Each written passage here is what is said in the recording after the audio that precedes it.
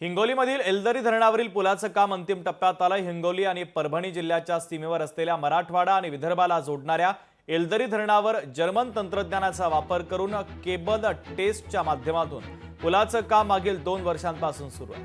हे काम आता अंतिम टप्प्यात आलं असून याचा आढावा घेतला आमचे हिंगोलीचे प्रतिनिधी गजानन वाणी यांनी। पाहूयात।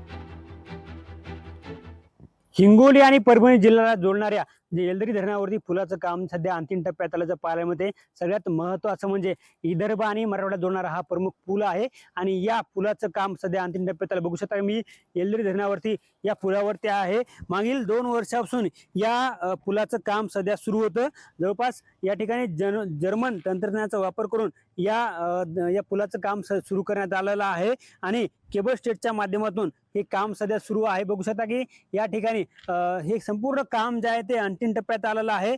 जवळपास या बाजूला 16 केबल स्टेटच्या माध्यमातून, दुसऱ्या बाजूला 16 केबल स्टेटच्या माध्यमातून या पुलाचं काम जे आहे ते जर्मन तंत्रज्ञानाचा वापर करून सुरू आहे। आणि दुसऱ्या बाजूला आपण बघितलं तर हे एलदरी धरण आहे। मागील अनेक वर्षापासून हा पूल जो आहे तो संपूर्णपणे खराब झाला होता। अनेक वर्षापासून या पुलाची दुरुस्ती आणि नव्याने पूल करण्याची मागणी वाहन चालकातून आणि संपूर्ण या परिसरातील नागरिकातून केली जात होती। मात्र आता या ठिकाणी जे आहे ते नवीन पुलाचं काम सुरू करण्यात आलेलं आहे आणि संपूर्ण हे पुलाचं काम केबल टेस्टच्या माध्यमातून सुरू झालेलं आहे आणि संपूर्ण काम आता अंतिम टप्प्यात आलेलं आहे। जवळपास 2 वर्ष या संपूर्ण पुलाच्या कामाला लागलेले आहेत आणि या ठिकाणी मोठ्या प्रमाणात जे आहे ते कामगार सध्या काम करत आहे आणि येत्या काही दिवसामध्ये संपूर्ण जे आहे ते हा पूल जो आहे तो रहदारीसाठी सुरू करण्यात आलेला आहे। सगळ्यात महत्त्वाचं म्हणजे विदर्भ आणि मराठवाड्याच्या हे मधोमध हा पूल आहे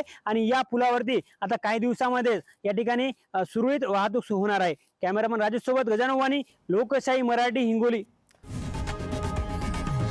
लोकशाही मराठी ऐका, पहा, जागरूक रहा।